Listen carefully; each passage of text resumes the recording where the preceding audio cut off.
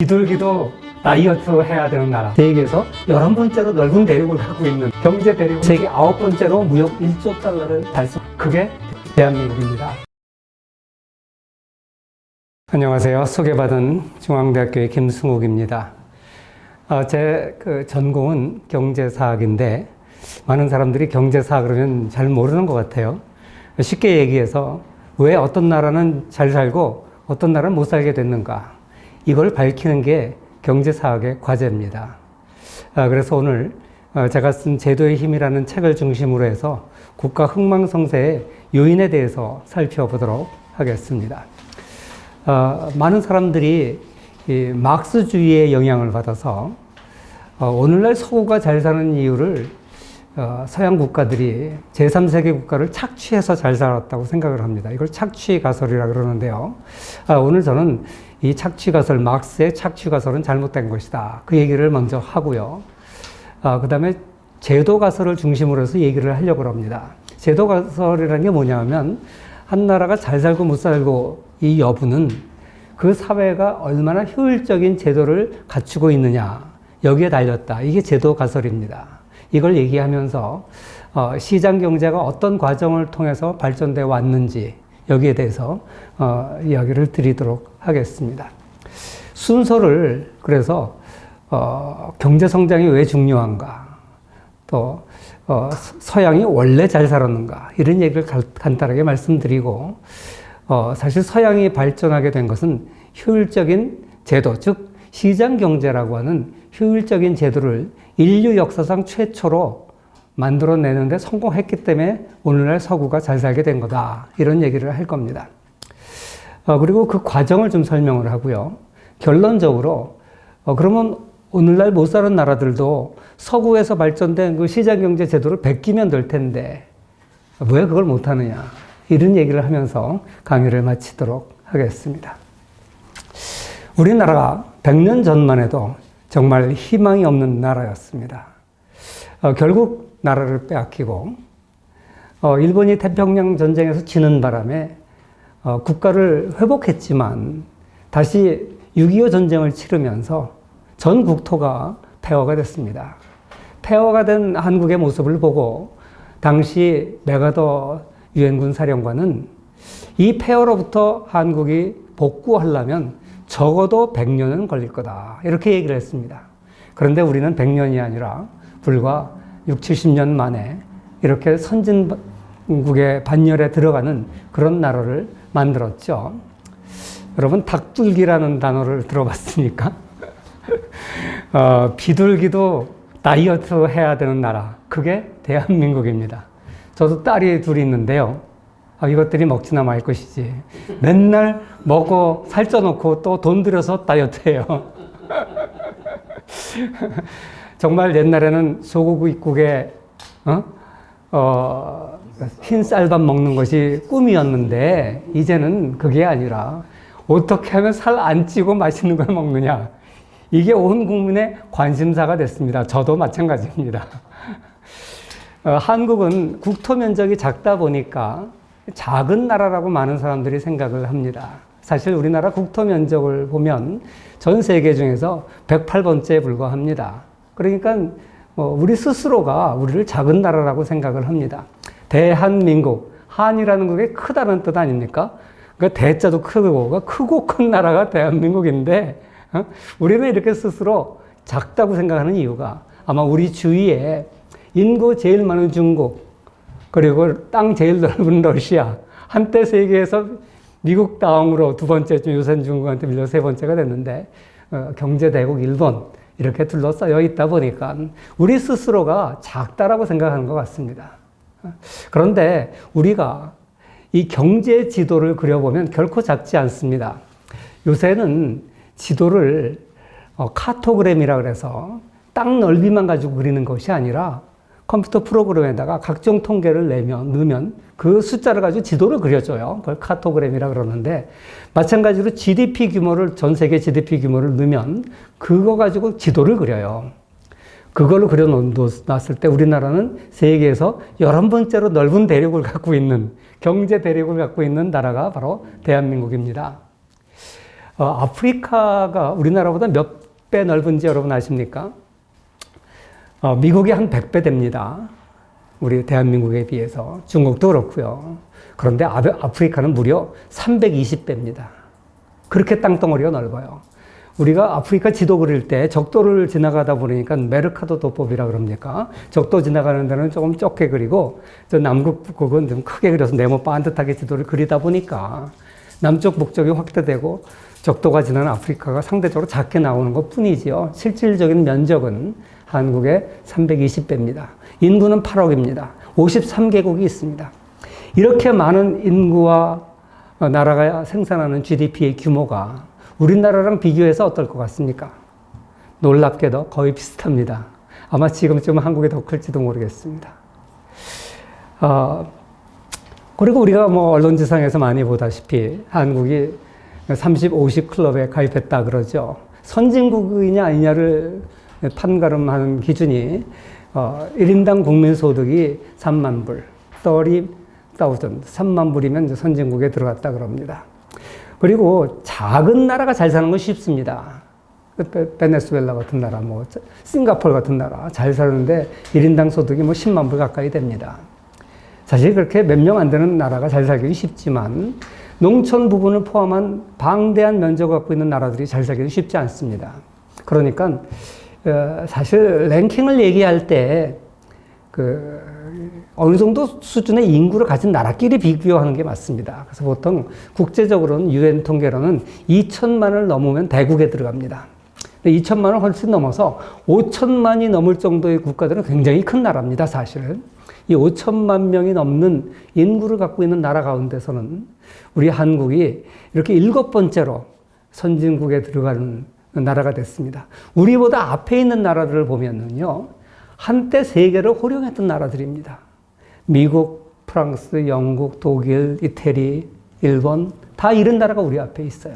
그러니까 한국이 이런 나라의 뒤를 이어서 30, 50 클럽에 가입했다는 것은 정말 엄청난 겁니다. 우리가 잘 알다시피 2011년에 이미 세계 9번째로 무역 1조 달러를 달성했습니다. 과거 돌이켜보면 한국은 정말 수출 뭐 했습니까? 오징어 팔고, 합판 팔고, 가발 팔고, 이랬던 나라가 1조 달러. 역시 우리 앞에 있는 나라들 보면 어마어마한 세계 강대국들입니다. 우리가 그동안 경제 성장을 하면서 굉장히 추구했던 게 뭐냐면, 일본을 이기자. 일본을 따라잡자. 그냥 일본이 하는 거 그대로 베꼈습니다. 일본을 극복하는 게 우리 과제였는데 2011년에 마침내 세계 경쟁력 순위에서 한국은 일본을 따라잡았습니다. 물론 엎치락뒤치락 했었습니다. 그런데 지금 일본을 우리가 따라잡았습니다. 그러다 보니까 뭐 우리 사회 일각에서는 뭐 빈부격차도 심하다. 그리고 뭐 나는 가난하다. 88만 원 세대 이런 얘기들 많이 있습니다만 사실 상대적으로 봤을 때 한국 사람들은 다 부자입니다. 여러분들 세계 인구 72억 가운데 여러분들이 몇 번째 가는 부자인지 궁금하지 않으세요? 혹시 그게 궁금하신 분은 가난한 사람 관심이 없는데 부자들은 관심이 있겠죠. globalrichList.com이라는 홈페이지가 있습니다. 거기 들어가서 자기의 소득을 달러나 파운드로 환산해서 연봉을 딱 치고요. 누르면 당신은 세계에서 몇째 가는 부자입니다. 이렇게 딱 나옵니다. 전 세계에 밥 먹고 할 일 없는 사람들이 많죠. 이런 걸 만들어 놨더라고요. 여기다가 제가 한번 넣어봤어요. 우리나라에서 가장 가난한 사람이 세계 랭킹은 얼마 정도 될까? 여러분, 우리나라에서 가장 가난한 사람이 누굴까요? 이렇게 얘기했더니 어느 학생이 저요 그러더라고요. 저도 한때 그렇게 생각한 적이 있었습니다. 우리나라에 아마 기초생활수급자 아니겠습니까? 아무런 직업이 없고 연고도 없으면 한 달에 뭐 30만 원 정도 준다 그래요. 1년이면 360만 원. 달러로 환산하면 3,000불 되겠죠. 이거를 여기다 넣어봤어요. 그랬더니 세계 몇 번째 가는 랭킹 부자가 나온지 아세요? 자그마치 세계 15% 안에 들어가요. 그리고 요새 보통 우리나라 미디언 소득이 5천만 원 정도 되거든요. 5천만 원 넘죠. 근데 그 5천만 원, 요새 뭐 웬만한 좀 좋은 직장은 초봉이 뭐 이 정도 되는데 이걸 넣어봤어요. 그랬더니 몇 등으로 나온 줄 아세요? 세계 탑 1% 안에 들어갑니다. 물론 이게 뭐 학술단체가 만든 건 아니고요. 영국의 어떤 그 패션 회사가 만들었대요. 아마 비싼 옷 팔아먹으려면 얼마나 뺏겨먹은지 알려면 부자인지 아닌지 알아야 되나 봐요. 이게 재미로 만들어 놓은 건데 웃자고 하는 얘기입니다. 뭐 이게 과학적 근거라든지 얼마나 공정성이 있는지 저도 잘 모르겠습니다. 제가 말씀드리는 거는 뭐냐면 우리나라 안에서는 가난한 사람도 세계에 워낙 가난한 사람이 많다 보니까 세계에 갖다 놓으면 그렇게 가난한 사람이 아닙니다. 그걸 이제 보여드리려고 말씀했던 겁니다. 여러분 피터 드러커라는 학자를 아시죠? 현대 경영학의 아버지라고 불리는 사람입니다. 이 사람이 무슨 얘기를 했냐면요. 자본주의 이후의 사회라는 책에서 한국은 부존 자원이 없는 후진국이 산업사회로 도약한 대표적인 사례다. 한국의 놀라운 경제 성장을 제외하고는 20세기 경제 발전소를 논할 수 없다. 이런 말을 했어요. 엄청난 찬사가 아닙니까? 뭐 이 사람이 우리나라에 뭐 아부하려고 하는 것도 아닙니다. 기소르망 파리 정치대 교수는 한국의 경제 발전사가 인류의 소중한 문화유산이라 그래요. 사실 우리나라처럼 남의 나라 식민지를 경험하고 전쟁을 경험하고 독재를 경험하고 그러면서도 잘 살게 된 이 경험, 이건 엄청난 겁니다. 오늘 세계에 많은 제3세계 국가들이 한국의 경제 성장 과정을 배우려고 하고 있습니다. 그러니까 문화유산이라고 하는 거예요. 사실 그 나라들로 한테 왜 못 살게 됐냐 물어보면 뭐 독재 탓, 식민지 탓 이런 거 하지 않습니까? 그런데 우린 다 경험했거든요. 그래서 한국의 경제 성장은 정말 놀라울 뿐만 아니라 오늘 많은 나라들이 배우려고 하는 문화유산입니다. 자, 그렇다면 오늘 도대체 한국이 이렇게 경제 성장한 원인은 무엇일까? 이걸 어떤 사람들은 이제 한강의 기적이다 이렇게 얘기하죠. 우리가 한국 경제에 초점을 맞추기보다 저는 오늘 여러분들한테 세계 경제에 초점을 맞추려고 합니다. 우리는 한강의 기적이라 그러고 뭐 독일 같은 경우에 라인강의 기적이라 그러는데 서구 사람들은 18세기까지 서양이 그렇게 두각을 나타내지 않았습니다. 그런데 19세기 말에 들어서면서 서양의 몇몇 나라가 전 지구의 대부분의 나라를 지배할 정도로 엄청나게 성장을 하게 되죠. 그걸 유러피안 미러클이라는 표현을 씁니다. 서구의 기적. 그 서구의 기적의 원인이 무엇인가? 그 얘기를 하려고 하는 것입니다. 그런데 많은 사람들이 이렇게 얘기하면요. 서양이 원래 잘 살았다고 생각을 해요. 뭐 허여멀군하고 키도 크고 그러니까 잘 살았다 보다 이렇게 생각을 하는데 그렇지 않습니다. 여러 가지 통계를 보면 서구가 원래 동양보다 앞서지 않았다는 것은 자명합니다. 뭐 엄청난 많은 이제 그 증거 자료들이 있는데 오늘 강의의 재미상 제가 뭐 한 가지만 얘기하려고 합니다. 명나라 영락제 때 정화라는 제독이 세계 탐사를 7차례에 걸쳐서 했습니다. 여기 화면에 보이는 배가 두 개가 있는데 큰 배가 정화 제독이 타고 다녔던 보선, 한자로 보자는 그 보물, 트레저리 쉽입니다. 그리고 그 밑에 있는 작은 배는 콜럼버스가 신대륙을 발견할 때 탔던 기함 산타 마리아 호입니다. 나머지 두 척은 이 산타 마리아 호보다 길이가 반밖에 되질 않아요. 그런데 이 두 배는 같은 축적으로 그린 겁니다. 그러니까 우리가 정화가 타고 다녔던 보선은 이 산타 마리아보다 길이가 대략 우리 눈으로 봤을 때 한 4배 정도 되죠. 근데 배는 크기를 비교할 때 길이로 비교하지 않고 부피로 비교합니다. 가로, 세로, 높이. 보통 배는 비율이 비슷하기 때문에 4의 3승배입니다. 그러면 수학 계산 잘 하시는 분, 수학도 아니죠, 이거. 산수 계산 잘 하시는 분은 64배라는 사실을 금방 알 수 있습니다. 다시 말해서 중국의 배가 콜럼버스의 기함보다 64배 컸습니다. 그런데 우리가 알다시피 콜럼버스는 이 배 몇 척 가지고 왔습니까? 3척 가지고 가지 않았습니까? 보통 유럽에서는 서너 척 갖고 갔습니다. 그런데 정화는 7차례 원정을 했는데 몇 척을 가지고 다니는지 아십니까? 갈 때마다 조금씩 달랐지만 보통 300척 내외를 끌고 다녔는데 거기 그림에서 보다시피 물론 그 300척이 다 이렇게 큰 보선급은 아닙니다. 큰 보선이 한 80척. 그리고 큰, 요새 치면 항공모함 80척. 그리고 그 밑에 보조로 하기 위해서 수선, 물선, 물배. 그 다음에 마선, 말 싣고 다니는 배. 뭐 이런 배들을 해가지고 총 거의 300척 정도를 끌고 다녔다고 합니다. 2만 7천 명. 그리고 그 보선의 그 돛은 비단으로 만들었어요. 100명이 내렸다고 합니다. 그 어마어마한 규모의 함대를 끌고 세계를 돌아다녔습니다.